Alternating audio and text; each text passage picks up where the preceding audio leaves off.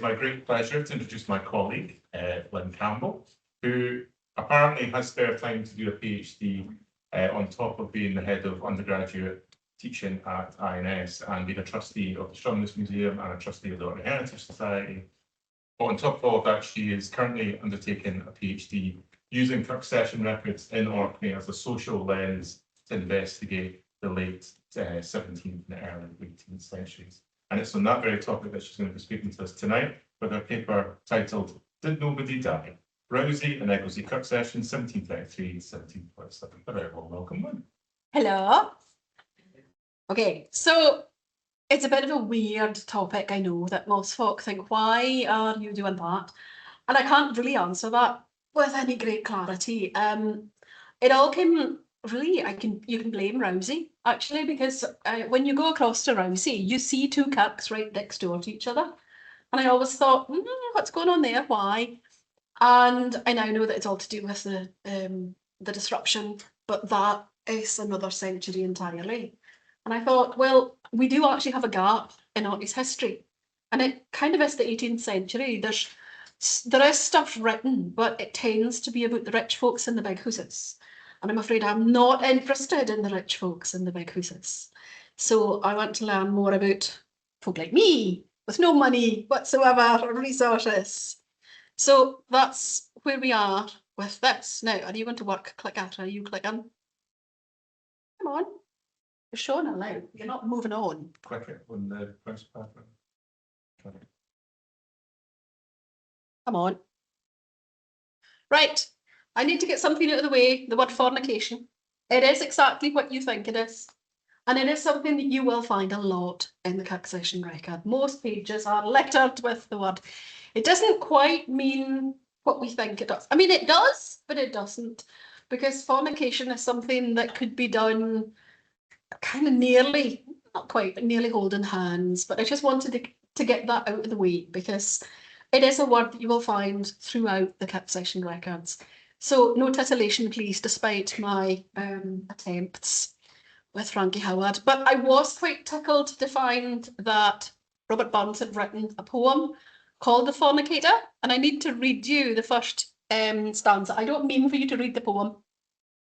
The jovial boys who love the joys, the blissful joys of lovers, yet dare a vow with dauntless brow when the bonny lass discovers.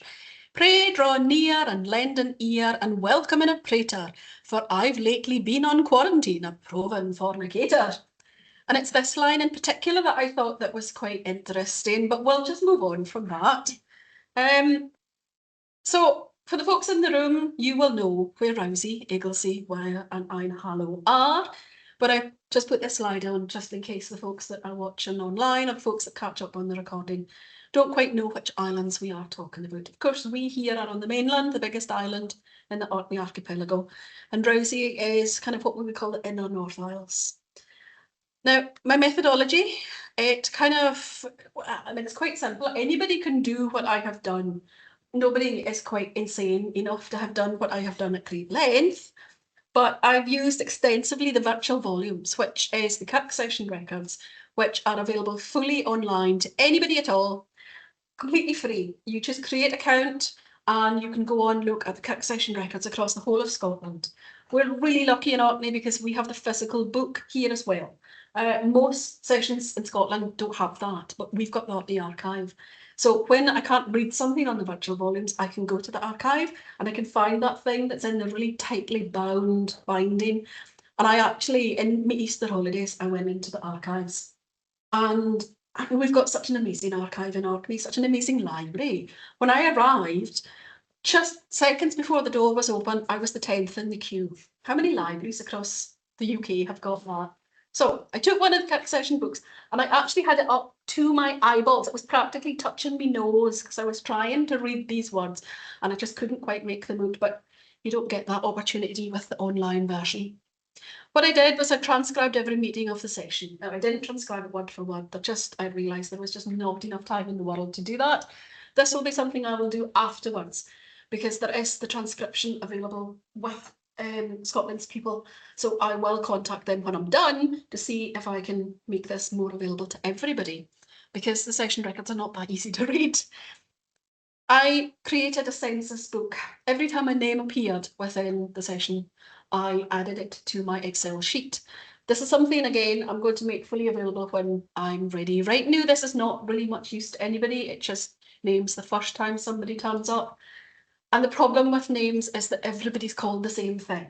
So unless you've got a geographical locator, you can't necessarily say that it's the same person or a different person. So there's always that issue. I also created a cash book. Oh, I love statistics. I am so weird.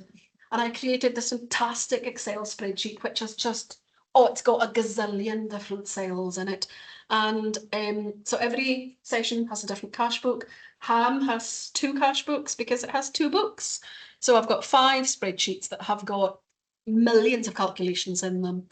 And then I wrote an essay on each of the books because otherwise there was just no way that my tiny mince brain would remember anything. So I wrote it in an essay, and that's kind of what I'm doing right now, is mashing that all together to write a thesis. I mean, that seems really simple and easy, and it'll be wonderful, I'm sure.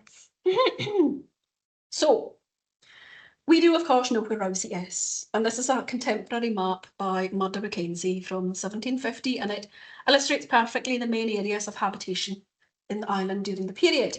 Surin appears frequently at the Egilsay Kirk, and I had a bit of a eureka moment, but I'll talk about that in a second. The Egilsay Kirk is, of course, the 12th century St Magnus Kirk, which the session tells us has a good stone roof, while on the west, the kirk here had a thatched roof. And it's interesting too to note that the location of the manse is equidistant from both kirks to make for equally easy or similarly difficult travel. No sermons are ever preached at the Wyre, but a number of the inhabitants did attend the Egilsay Kirk. And I have named inhabitants of Einhallow. Nobody's lived there since 1815, so there was quite a lot of running round the house waving my arms in the air at that point. Previous studies have almost wholly concentrated on the medieval, the monastic buildings rather, in Einhallow. They never actually, anybody's focused on the people that lived in those dwellings after the kirk. And I got a name, William Hamagar. And my eureka moment was that people from the west side of Rousay were getting in a boat and going to Egilsay. Because I kept looking at the Egilsay session and it came up all these names of people that lived in Surin. I thought, Surin? What? Where is Surin and Egilsay? And I looked at every map and I thought, what's going on here? Oh, it took ages, sometimes the most obvious things I am so dense about. And I eventually thought, they're getting in a boat and they're going to Egilsay. Now this actually works very well because colleagues here at UHI Orkney, Sarah Jane Gibbon and James Moore, wrote a paper about people lived in Rousay but are buried in Egilsay. Well, it's because it went on for hundreds of years. I don't know why it took me quite so long to figure that out. Now, there were no roads in Rousay until the 1840s. The main ring road only actually appeared in 1850s. And this image kind of illustrates rather perfectly the terrain and makes it why it was easier to get in a boat than it was to go across the water. So my first book was the Rousay and Egilsay session. This is the statistics of the beginnings. So the first, well, the minute book, it's 147 handwritten pages. And because I went to the archives, I actually had the book in my hand, there were 250 sheets of paper in it, and paper was expensive. I have various things, I think mainly in Orkney, where they bought a quire of paper, just 25 sheets, and it was like pounds to buy. And yet more than half this book isn't used because the minister dies, the kirk session kind of goes into a bit of disarray. The dates in that book are from September 1733 to January 1747, although the last entry in January 1747 basically kind of says, that's us done, the minister's dead. Cheerio. My original transcript went to 75 pages. The Orfa transcript is more than twice that. I kind of learned as I went. And the 28 pages of the essay was what I wrote for myself, and then of course the Excel sheets, which I'm a big fan of. Now, the sit-ins are split almost 50-50. They tended to do week about between Rousay and Egilsay unless the weather conditions didn't allow for the crossing to Egilsay. I charted how many sessional meetings were written up each year. And it starts to dip in 1741 as the health of the minister, Mr. James Jimison, begins to fail. And in the latter pages of the book, the session really was in this disarray because of his failing health. Preachers visited from across Orkney and further afield before Jameson's eventual death in 1746 and the close of this minute book. And the next session book available for this parish starts in 1798. Now, the benefit of using Excel is that you can categorise your data to the nth degree, and being a bit of an Excel nerd, that's exactly what I did. So the worksheets evolved through each book, and I've revisited each of the parish's cash books a few times to update and add calculations to allow better like-for-like comparisons. And as with all parishes, the biggest expense is that of the salaries to the Kirk officers, and this is not inconsiderable. The next biggest expense is that of Kirk repairs. The session is clear in Rousay that in 1734 that they should not be troubling themselves with the cost of the repairs to the Kirk, noting that although they are willing to pay for a repair in future, the heritor is obliged to be at that charge. The Egilsay Kirk was quite sound. It still stands in good, though roofless condition today, but the West Kirk of Rousay was in considerably more distress. The heritor is never mentioned again, although there is some mention of the heritor being responsible for schools in Orkney, which means the sessions are wholly accountable for the fabric of their kirks in Orkney for the parishes studied. And oh, they spent a lot on them. Now, Rousay and Egilsay was an exceptionally poor congregation.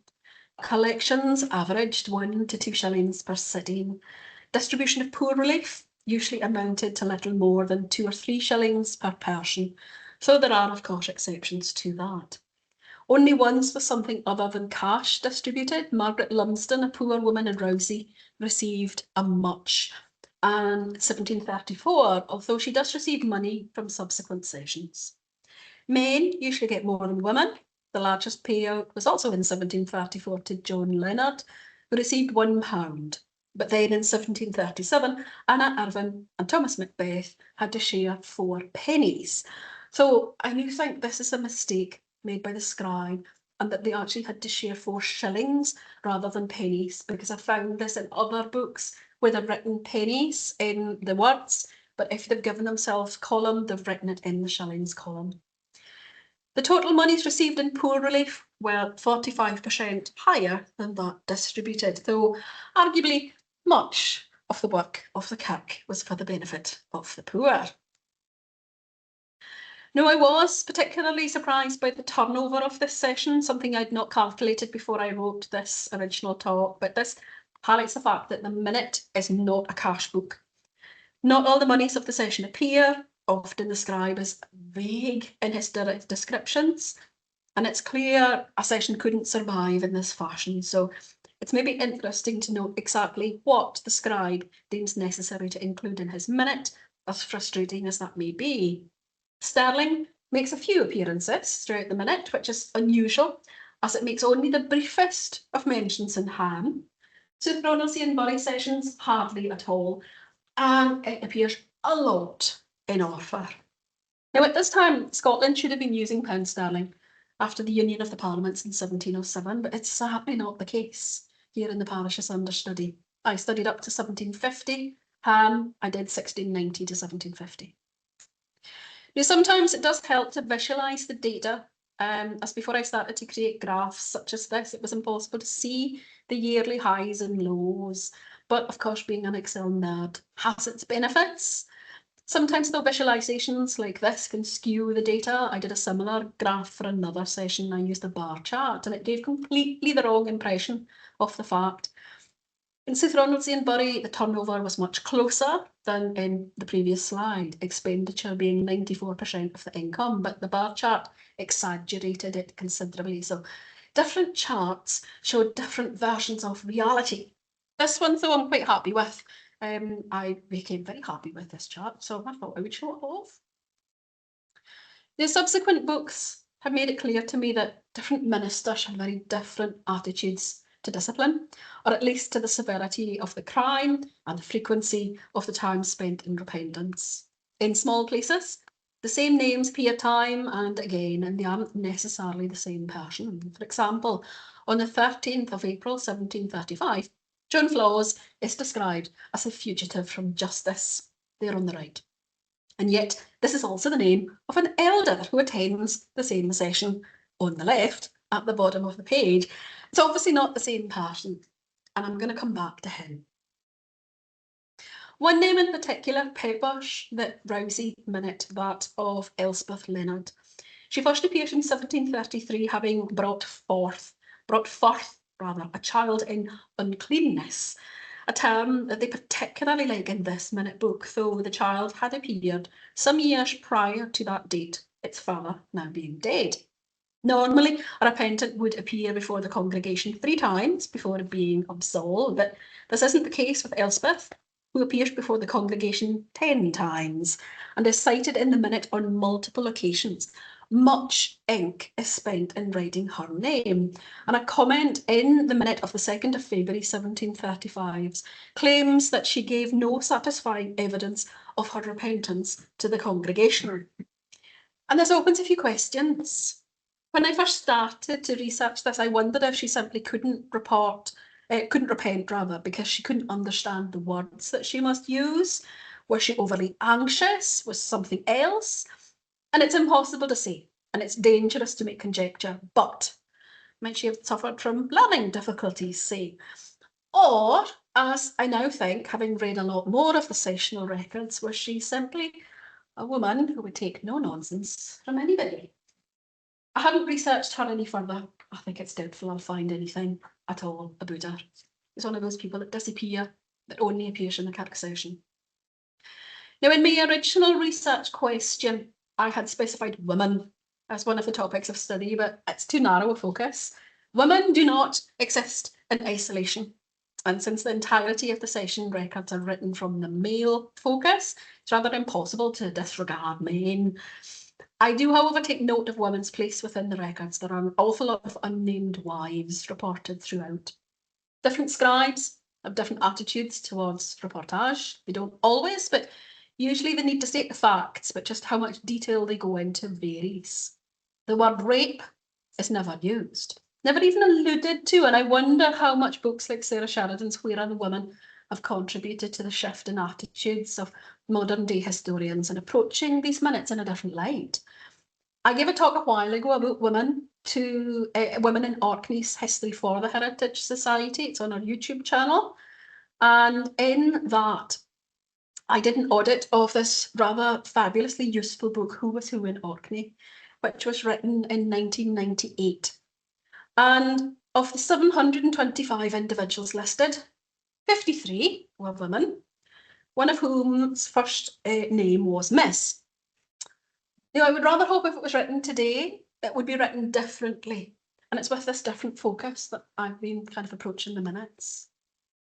Now, there are notable instances in the minute where some modern inference can be made, though it's impossible to say with surety. For example, in the case of Janet Craigie in 1744, whom my reading is such that she was raped by one or other of 2 men, with the session noting that means have been used by some to terrify and fright the said Janet from being ingenious in her confession as to the guilty party. However, 6 months after the initial ordeal, Janet is once again in the book, as there appears to be no child, and a midwife is appointed to examine her. This is exactly what you would expect of the time period, but I did rather wonder how earlier historians might have approached this matter. And I take as another example the case also in 1744 of Christian Rich and Sir James Stewart of Bury, which some of you might have heard of. Bury is roughly twice the size of Egilsay. Now, Rich is a Caithness woman. She didn't know if her husband was alive or dead, he having been in the military for the past 4 years. Sir James is an influential, rich, and incredibly powerful man. Some of you certainly will have heard of him. And the minute of the matter tries to dirty the character of Rich, who had stated the father of her illegitimate child to be the said Sir James. A witness, however, had told the session that she had been in naked bed with at least 2 other named men. This is proven to be an absolute lie. And through the presbytery records, we know that she moved from one parish to another before conveniently disappearing entirely, thereby closing the matter and releasing Sir James from any fault. Now, writing in 1980, a notable local historian writes of the immoral behaviour of Christian Rich. The matter gets less than half a page in investigations. It doesn't note that the session clerk gives a slightly different version to the presbytery, to that which he notes in his own minute book, because in 1980, the story wasn't about her. She wasn't important. I disagree. Now, I'm always intrigued by the instances surrounding death. Finally, we've got to the topic of the dog. And it's varied so widely parish to parish. The Rousay and Egilsay session certainly wasn't rich financially, meaning the island was not rich. With such poor farming land, a living would have been hard fought. Obviously, money had little meaning or value to them, with much of the day-to-day living working on a barter system. And no more so is this evident than in dealings with the dead. There is one single entry in the 12 years and 4 months represented within the minute relating to death, that of a 2 shillings sterling paid to John Work in Egilsay in 1737 to help defray funeral expenses for Margaret Cooper, a poor woman who had twice been in receipt of poor relief from the session and who had died at his house. Why would he be spending his own money to bury somebody who was neither kith nor kin? So it obviously didn't cover all the expenses, since the word help features in defraying that cost. And I had, of course, to create a chart for the comparable costs across the sessions. So I did Rousay and Egilsay, so that's one session, Bury and Southronaldsay, that's the second one, Ham, and Orfa. So I looked at 4 in depth. And the comparisons are a bit eye-watering. The chart only shows the financial mentions of death across the parishes. Other instances appear where the scribe doesn't write the actual money involved. But as you can see from this graph, some parishes pay much more attention than others to the costs surrounding death. Chart isn't quite right though. It shows the entirety of the entries across all the books I studied, but these books don't cover the same dates. For example, I have 60 years of research for Ham, but only 13 for Rousay, Egilsay and Wyre. So I thought I should create a chart for the dates when all 4 parishes overlap, and I got, oh, this doesn't really help matters very much. So 2 shillings sterling paid out at Egilsay, that's £1, 4 shillings Scots. And again, this chart shows the money across all parishes over the whole time period studied. So I did a date comparable chart, and well, I mean, it doesn't really change things an awful lot. In Ham in 1737, the session paid for 2 coffins for poor people in the sum of £4, 10 shillings Scots, though in 1735, another coffin for a poor person cost 18 shillings. No matter the cost of the coffin, though it's more likely that Margaret Cooper was buried in a winding sheet, the cost of burial was not inconsiderable, but these costs were not noted separately within the Rousay and Egilsay minute. No winding sheets, no mott cloth, that's the fancy bit of cloth placed over the coffin during the funeral procession, no monies paid for digging graves, not even a complaint that the graves aren't being dug deep enough, as was complained in Southronaldsay in 1740. And you know how close the graves are to the door in Southronaldsay, so they would have been pretty noticeable. So I always kind of asked myself, did nobody die in Rousay, Egilsay or Wyre apart from Margaret Cooper? Death even made money for the Southronaldsay and Bury and Orfa sessions. So looking only at the comparable dates, Southronaldsay took in £24, 3 shillings and spent £10, 19 shillings. Orfa took in even more, £37, 18 shillings, but spent 9 shillings, 10 pence. Death is only mentioned twice more in the whole of the Rousay, Egilsay and Wyre minute, but only as an aside. The father of the aforesaid Elspeth Leonard's child was dead, and in 1744, Oliver Harold in Wyre was cited for antenuptial fornication because his wife Anne had given birth to a child before 9 months had elapsed. And she was now dead. And it's rare in these types of cases that the wife is named, but unusually they do give the date of the marriage, which I think only happens in one other occasion. So Oliver Harold married his wife Anne on the 19th of November, 1743. So How can you make and spend money on death? Well, there are a few things we can take into consideration. The session might need to provide the money to pay for a winding sheet, the coffin, the funeral itself.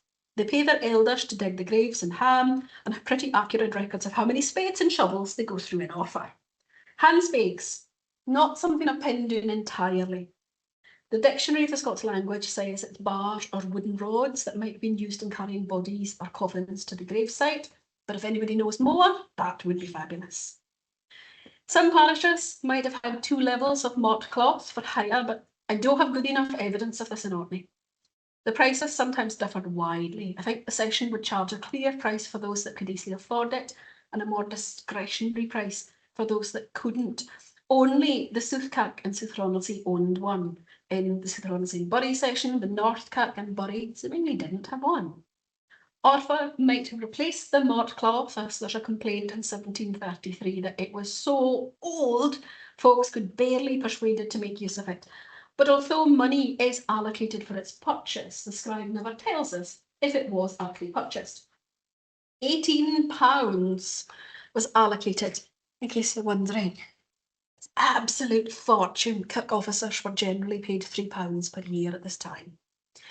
Both Ham and South Ronaldsay bought new beers in the time, £4 for the one in Ham, but only £2 10 shillings for the North Kirk and South Ronaldsay. I don't know why the costs differed. Now, each session book is a rich resource of similar but completely different stories. One minister is keen to root out fornication and punish it wholly, another turns a blind eye. Some fined heavily, some hardly at all, and some used the poor collections to pay Kirk officers' salaries. But I'm going to tell you a couple of stories, a couple of histories rather, the first being of John Flaws, who I have already mentioned. Now, John Flaws is the name of one of the Rousay elders, so following individuals through the minute can sometimes be a bit problematic. John Flaws is first described as a servant for John Robertson of Scale in Rousay on the 14th of October 1733, where he is cited as the father to Elizabeth Traill's unborn child. On the Rousay Remembered website, they only note John Robertson as being in the ownership of Scale in 1738, but here he is listed in 1733. Now, although this is the first mention of John Flaws in the minute that we still have today, it was not his first foray into the sessional meetings, because they note it is a trelapse to him, his third time. He's already appeared before the Presbytery of the North Isles, and he still wasn't fully absolved from his earlier indiscretions. So he's appointed to appear at the next Rousay session, along with Elizabeth Traill. When they appear, he's told he must appear before the session and the congregation, so in public, wearing sackcloth. But the session doesn't currently own one. Elders had been told to buy a replacement sackcloth the month before, but they'd failed to do so. Now, obviously, the Rousay sackcloth was completely worn out.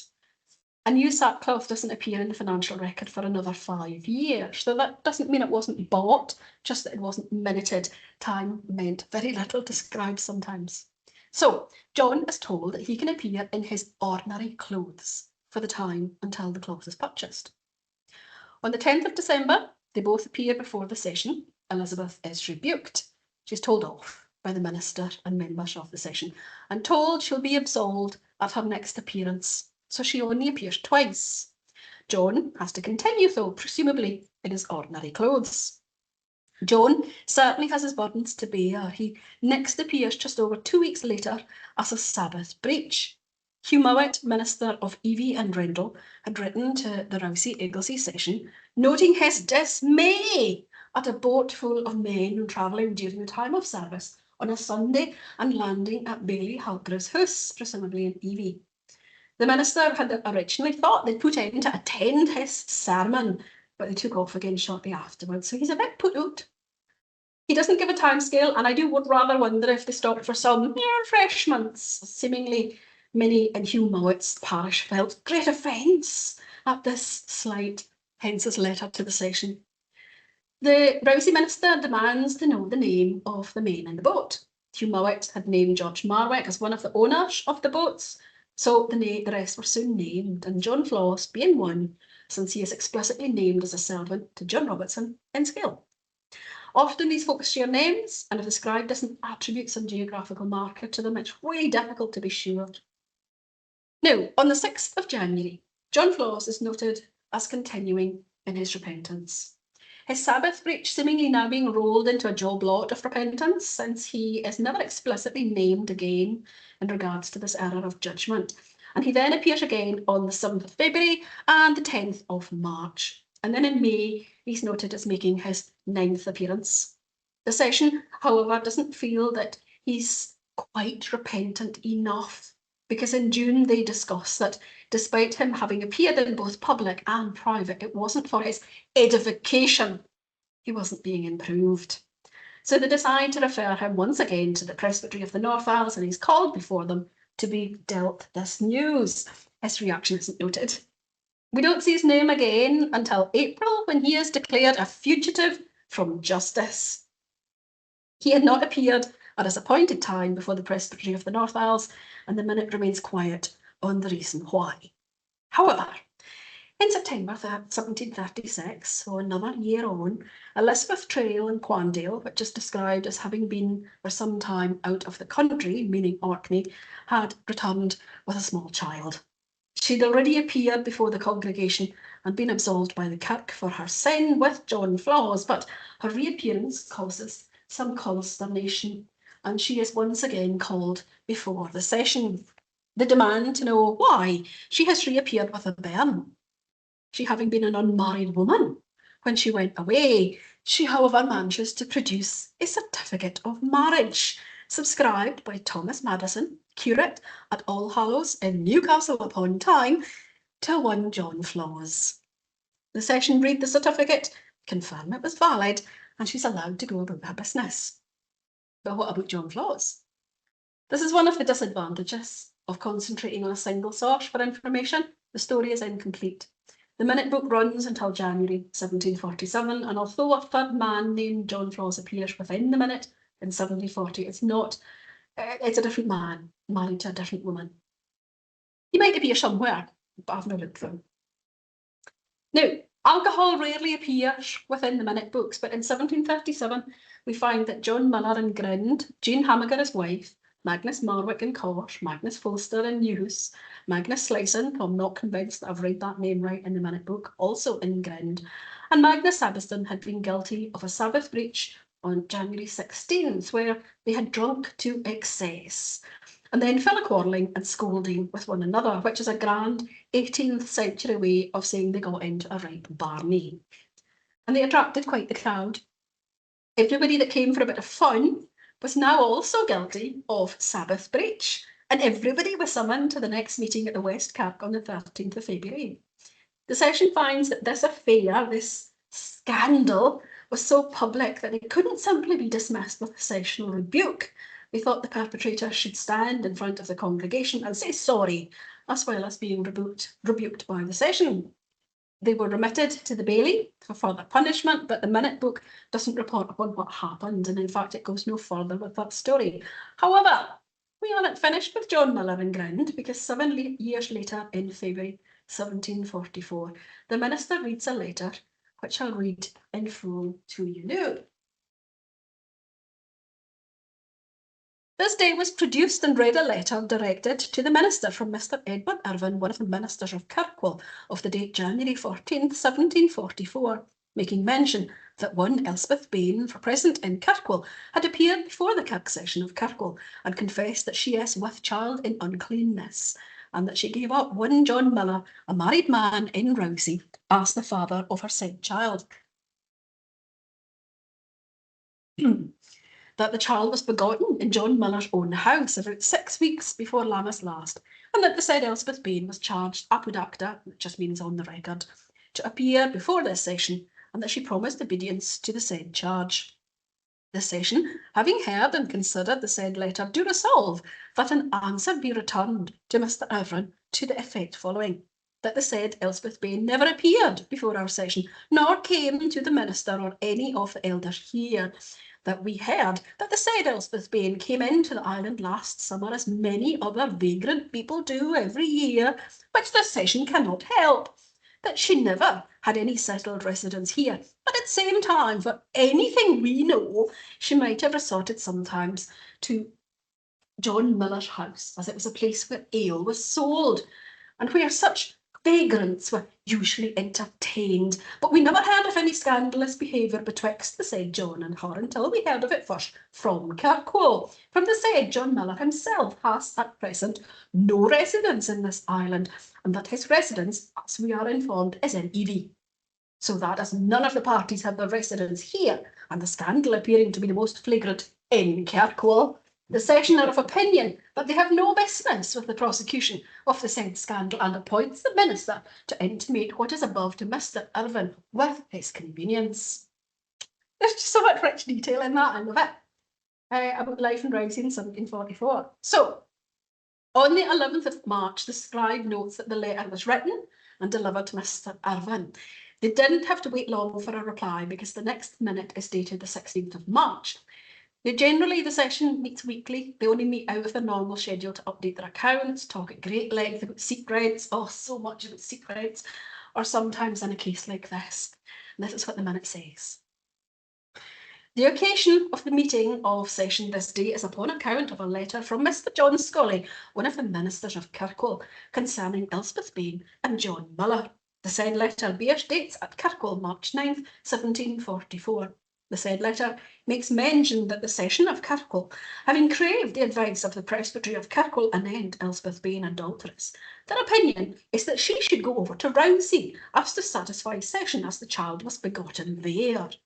The said letter being read and considered, this session is of opinion that as the session of Kirkwall have craved the advice of the presbytery, so we think ourselves no less concerned to crave the opinion and advice of the presbytery of the North Isles, and therefore they desire the minister to represent this affair to them, either by word or write at the next meeting for their advice and make report. You contacted your presbytery, so we'll contact ours, raspberry to you. Yeah. So we next pick up the story on the 29th of April, which is actually the next meeting of the session within Rousay, and the minute notes reported that the affair of Elspeth Bain adulteress and John Miller has been laid before the presbytery of North Isles for advice, and that the said presbytery adviseth that the said persons ought to be prosecuted and censured by the session of Kirkwall, as the woman resides in Kirkwall and John Miller in Evie, and seeing the scandal seems to be most flagrant in Kirkwall, the minister further reports that this advice has been intimate to both the ministers of Kirkwall. Ha! I haven't followed this story through the presbytery minutes yet, so I can't give you a final resolution, but it just kind of shows you, no, we're taking no responsibility for this. Now, there is a complicated case at Egilsay, complicated by the same man fathering two children to two different women who both appear at the same meeting. And it begins in 1733 when Ursula Cauchy from Wyre, a relapse in fornication with David Craigie from Bigland and Rousay, is cited to the session.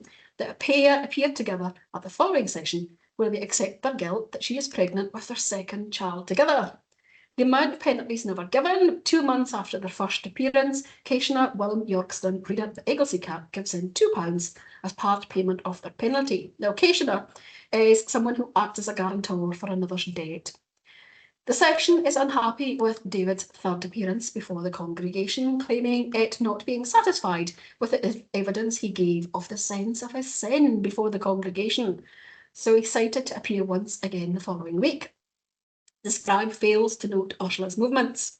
Within the same day's minute, however, David finds himself being called back from his stance in the kirkyard, as Elspeth Spence from Amershire and Rousay now stood before the session, also claiming David Craigie and Bigland had caused her to be with child in uncleanness. Elspeth, after all, had better proximity than Ursula, because at least she lived in the same island as David. This is obviously a further stain upon David's character, the scribe noting that the said offence was the more heinous in that it was brought to light while he was making profession of his repentance of his former faults. He's fined, he's ordered to appear, though the scribe fails to write the amount of penalty. The minute then notes this second couple's appearance. She appears 6 times before absolution, so the number of David's appearances aren't given, and he pays 40 shillings in June 1734. This pairing is absolved, but it's unclear if David is also absolved in the case of Ursula Caughey, as it's not explicitly stated at this point in the minute. Now, none of them appear again for 15 months, when in December 1735, Ursula Caughey's name once again occurs, she having been for some time out of her bounds. The session noted that she had not yet satisfied church discipline, so her earlier disappearance was just that. She must have left Rousay. She's told to appear the following week, and she too appears 6 times before absolution in March 1736, at which time William Yorkson once again acts as Cationer, paying 10 shillings. It therefore comes as a surprise when in April 1737 Ursula Caughey, an unmarried woman for present in scandal, is with child in uncleanness. Although everything to this point had occurred at Egilsay, the next session at which she appears occurs at Banks in Rousay. Presumably the weather was too rough for the minister to travel, but not rough enough for a pregnant woman to travel twice the distance from Wyre to Rousay. So she once again gives David Craigie and Bigland as the father, this being their 3rd child together. This, the session realises, is beyond their scope, as the pair are now trelapses in fornication, so they must be referred to the North Wales Presbytery for further admonishment. However, David is shortly going to remove to Shetland, where he is likely to reside for a month or 2. Now, it's really annoying that they never say what these folks are going for. You and me, Jane, we need to have a conversation. You'll maybe be able to tell me why they're going to Shetland. What they do, I don't know. So the session chooses to delay the proceedings until his return, and we fast forward to July of the same year. The pair had appeared before the North Wales Presbytery, where they are referred back again to the Rousay Egilsay session at Egilsay to proceed against them with the censure of the church as far as they shall see it convenient. This is standard speak for the presbytery in cases like this. The pair once again appeared publicly before the Egilsay congregation at least 7 times before making a further appearance in front of the North Wales Presbytery prior to absolution. David Craigie once more appears in public, but Ursula Caughey's name only appears twice more in the minute, both times noting her non-appearance. And here the case ends. The pair are never referred to again, no absolutions are given, and the total sum paid in fines are never noted. Though between their 2nd and 3rd noted appearances, David Park pays £5 and Ursula Park pays 20 shillings, she being noted to find cation for the remainder as soon as possible. And this is a really quite frustrating conclusion to the case. The problem with the sessional minute is that they generally only speak about the people who come before them having done something terrible or something wrong. Isn't always the case, of course, but when they do, we are sometimes given a most informative window into folks' lives. Now, there was a contentious case in 1734 where former schoolmaster in Rousay and sessional clerk for Egilsay, Thomas Posh, craved back pay in the amount of £7 and 8 shillings. And this entailed quite a lot of considerable teeth sucking, because none of the session could recall any monies due to the said Mr. Posh. The call had come from Andrew Graham, Minister of Firth and Stenhouse, presumably because Mr. Posh had fallen on hard times, and he was now calling upon the charity of his current residence. The minister was to write to Mr. Graham. Mr. Posh appears again in the minute of 19 September 1736. This time he himself had written several letters to the minister from his home in Dallas. He had now promoted himself to reader in the Egilsay Kirk, and once again there is much searching of the registers, which the session denies, and the registers having been searched, we can find no document to instruct the said date, but yet, in regard of the said Thomas Posh's circumstances, and because he has put himself to the trouble of coming to this place at this time to demand the said date, they allow him £1 12 shillings Scots, providing he get full and ample discharge to the session of all that he can ask or crave of this by God. So, despite having no record of his debt, they are willing to allow him a quite generous payout, I think, just to get rid of him. Persistence pays. There is a mention of an SSPCK school in Rousay in June 1735, and I spotted Mr. Posh's name a lot in the SSPCK minute book in the Orkney room, but as I was writing this, I still haven't written or studied more about the school, so I can't follow him. There are so many stories I'm going to conclude with this about the youths of Rousay. In May 1738, a company of unruly and dissolute youths convened together at Adam Sabiston's house in Lero, where change ale was sold upon the Sabbath, being the 30th of April. Having drunk to excess, they fell a quarrelling and fighting through the whole Sabbath night until the sun rose on the Monday morning, to the great dishonour of God, the profanation of his holy Sabbath, and to the great scandal and offence of the neighbourhood. The session is keen to point out that several of the folks before them now had been found guilty of like crime in the past, when they had promised not to do it again. Considering the stubbornness and untractableness of several of them, and that there is little appearance of reclaiming them by church censure, it was decided the minister would deal with them in private. This is very common. The minister would have a rear yarn with various wrongdoers and try and put them on the straight path, but then they be taken cosh with by the civil magistrate and punished according to law. The minister was to write to the baillie of the island, Mr. Honeyman, and it took some time, but eventually in August, having spoke to the minister concerning the heinousness and atrociousness of their crime, and being separately interrogated what sense they had of the same, they all declared that they were sorry, that they had given offence in that matter, and that they resolved through the grace of God that they should guard against the like practice in time coming. The civil magistrate would have applied the fines. In this case, it's not noted through the minute book. The accession records are a valuable insight into the past, a place where the everyday person is sometimes written up in great detail, and perhaps not always the best of lights, but it does really make clear that human nature just really hasn't changed. The morality of society has shifted, but folks are pretty much the same. I thank you.